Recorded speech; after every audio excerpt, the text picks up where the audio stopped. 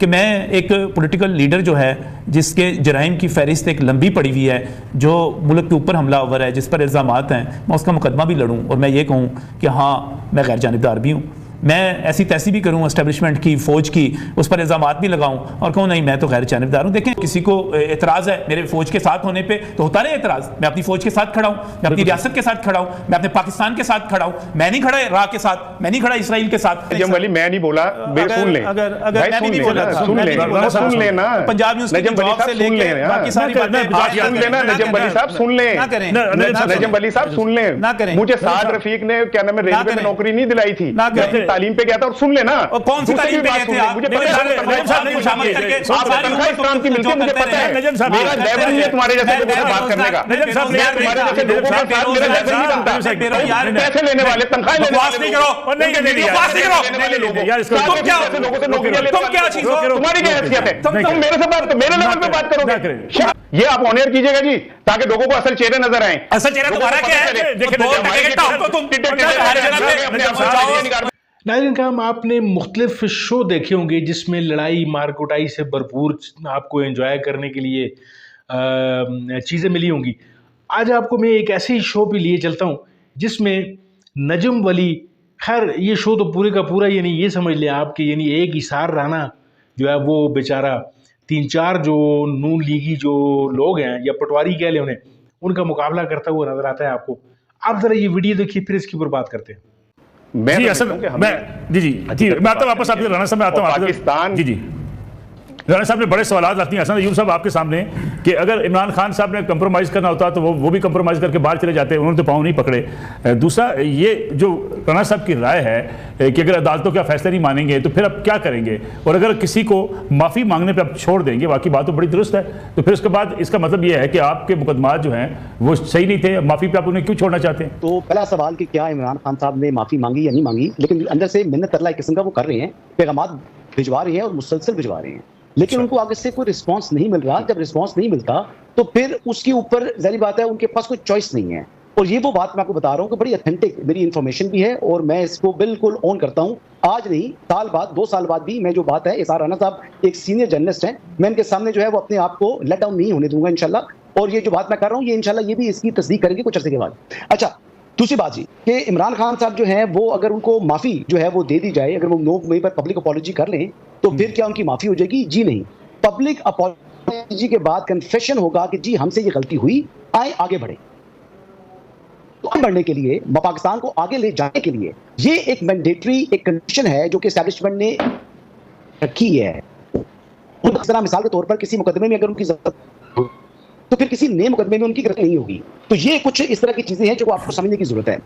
ठीक है, मैं आता हूँ वापस आपके नजम वली खान साहब। हामिद मीर साहब कह चुके हैं बार बार कि 3 बार इस्टेब्लिशमेंट ने जो है वो मुज़ाकरात के हवाले से या कंप्रोमाइज़ के हवाले से इमरान खान साहब से कहा, इमरान खान साहब नहीं माने, बाकी लोग कहते हैं कि नहीं जी इस्टेब्लिशमेंट उनके लिए कोई माफ़ी की कोई गुंजाइश नहीं है। नहीं, मेरा ख्याल है इमरान खान साहब तो एक कमेटी बना के बैठे हुए थे और इस्टेब्लिशमेंट से बात करने के लिए तैयार थे। वो पॉलिटिकल पार्टीज़ के साथ बात नहीं करना चाहते, सियासी जमातों के साथ बात नहीं करना चाहते, वो इस्टेब्लिशमेंट के साथ तो बात करने के लिए पहले दिन से तैयार बैठे हुए हैं। ये मेरा ख्याल है ये जो बड़े यकीन से देखें, हामिद मीर साहब बड़े साफ़ी हैं, उनके पास जो सोर्स ऑफ इंफॉर्मेशन होंगे, मैं तो आपके सामने वो बात कर रहा हूँ जो रिकॉर्ड पर मौजूद है। उन्होंने 1 बरस से 1.5 बरस से वो कमेटी बना के बैठे हुए हैं कि मुझसे बात करो। आज दूसरी बात, मलिक साहब ज़िंदगी में सब कुछ कर लेंगे, अच्छा बुरा कर लेंगे, एक चीज़ कभी नहीं करनी कि मुनाफकत नहीं करनी, मुनाफकत नहीं करनी। ये जो अब्दुल्ला बिन नबी वाला किरदार है ना, ये नहीं निभाना कि मैं एक पॉलिटिकल लीडर जो है जिसके जराइम की फहरिस्त एक लंबी पड़ी हुई है, जो मुल्क के ऊपर हमलावर है, जिस पर इल्ज़ामात हैं, मैं उसका मुकदमा भी लड़ूँ और मैं ये कहूँ कि हाँ मैं गैर जानिबदार भी हूँ। मैं ऐसी तैसी भी करूँ एस्टेब्लिशमेंट की, फ़ौज की, उस पर इल्ज़ामात भी लगाऊँ और कहूँ नहीं मैं तो गैर जानिबदार हूँ। देखें, हमें जो बात यहाँ पर की गई ना कि सच बोलना चाहिए, हमें सच बोलना चाहिए। अगर हम किसी चीज़ को दुरुस्त कह रहे हैं, किसी के साथ खड़े हैं, तो फिर हमें अपने ऊपर ये गैर जानिबदारी के जो हमने चोले चढ़ा के और उसके बाद हम जो तकरीरें और भाषण देते हैं और दूसरों की ऐसी तैसी करते हैं, नहीं, फिर आप खुलकर कहें ना, आप हिम्मत करें, बहादुर आदमी बने। मैं तो ये खान साहब के बारे में कह रहा था ना कि बहादुर आदमी बने। आप अगर जो कुछ आप कर रहे हैं जो कुछ आपने किया 9 मई को, और जिसके बारे में जो लाहौर की अदालत ने जब फैसला दिया और वहां पर गवाहान सामने आए कि आपने बाकायदा एक मीटिंग की, फिर आपने उसको तस्लीम किया कि आपने वहां पर एहतजाज के लिए लाइन दी थी, और ये कोई इत्तफाकी बात नहीं थी कि पूरे पाकिस्तान से लोग जो थे रावलपिंडी में GHQ पर चढ़ दौड़े, मियां वाली में एयरबेस पर चढ़ दौड़े, कराची में ये काम हुआ, लाहौर में कोर कमांडर हाउस में हुआ, पेशावर में हुआ, हर जगह पे, हर शहर में, गुजरांवाला में आप कैंट पर चढ़ दौड़े। ये इत्तफाकी काम नहीं था। तो खान साहब का बयान आ गया था, जो मुझे गिरफ्तार करेंगे, जाहिर बात है, तो फिर हम माने, फिर हम मुनाफिकत ना करें। किसी को एतराज है मेरे फौज के साथ होने पे, तो होता रहे एतराज। मैं अपनी फौज के साथ खड़ा हूं, मैं अपनी रियासत के साथ खड़ा हूं, मैं अपने पाकिस्तान के साथ खड़ा हूं, मैं नहीं खड़ा इराक के साथ, मैं नहीं खड़ा इसराइल के साथ, और मुझे इस पर कोई शर्मिंदगी भी नहीं है। और इस पर मैं, आप मुझे कहेंगे 1001 यहां पर आकर आर्गुमेंट करो, मैं करने के लिए तैयार हूं। मलिक साहब, मैं खुद को गैर जानिबदार कह के मुनाफिक बन के भागूंगा नहीं। अब वक्त चूंकि बड़ा मुख्तार बचा है सारा राणा साहब, फाइनल जो है हमें आपसे कमेंट भी चाहिए। ये जो दिसंबर की बातें की जाती हैं कि दिसंबर में हुकूमत बदल सकती है, नए इंतखाबात की बात की जा रही है, आपको लगता है कोई ऐसे हालात हो सकते हैं? उससे क्या फर्क पड़ जाएगा? आप 100 हुकूमतें बदल लें, उससे क्या फर्क पड़ जाएगा? अनटिल अनलेस आप जो पाकिस्तान के कोर इश्यूज हैं उनको नहीं एड्रेस करते।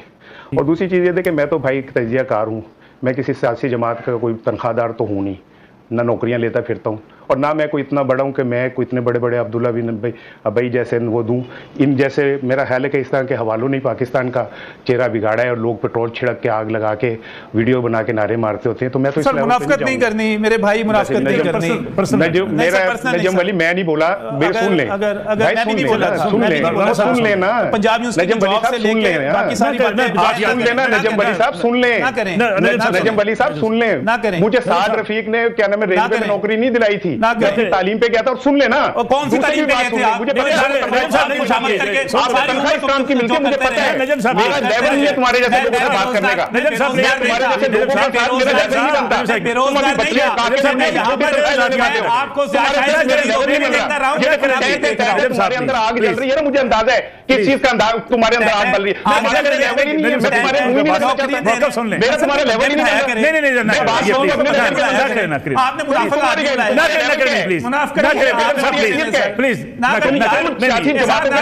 पैसे लेने वाले, तनख्वाह लेने वाले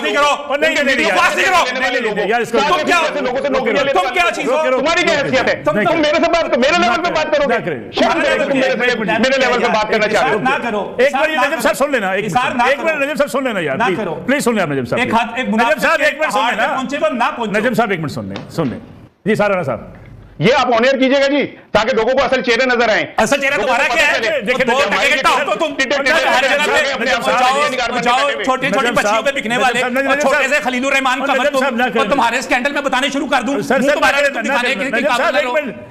बात करते जा रहे भाई, आप सबसे पहले स्कैंडल तो मेरा तुम्हारे साथ ही निकल आएगा सर, ना करें। सबसे पहले स्कैंडल तो मेरा तुम्हारे साथ ही कहीं ना निकल आएगा।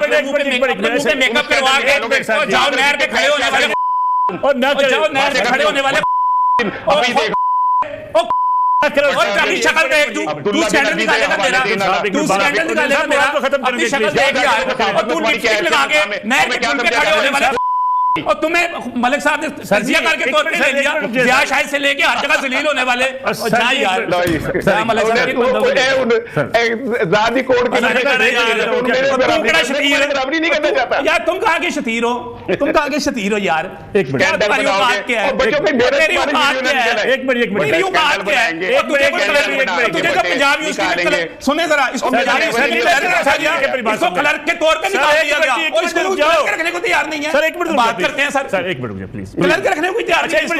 आपने तजियाकार के तौर पे लिया, तन्नो नहीं लगी, तन्नो नहीं लगी सर, एक लम्हे के लिए। सर भाई आप भी एक मिनट के लिए आपका मोशन। उम्मीद है वीडियो को आपने एंजॉय किया होगा और आपने देखा कि किस तरीके से नसरुल्लाह मलिक और वो जो नजम वली साहब हैं और वो तीसरा जो आपको